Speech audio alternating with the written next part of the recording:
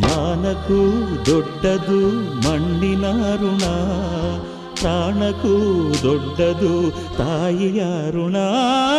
ಅಮ್ಮಯ್ಯ ಅಮ್ಮಯ್ಯ ಬಾರೆ, ಅಕ್ಕರೆ ಸಕ್ಕರೆ ತಾರೆ, ಮಕ್ಕಳ ಬಾಯಿಗೆ ಮಕ್ಕಳ ಬಾಳಿಗೆ.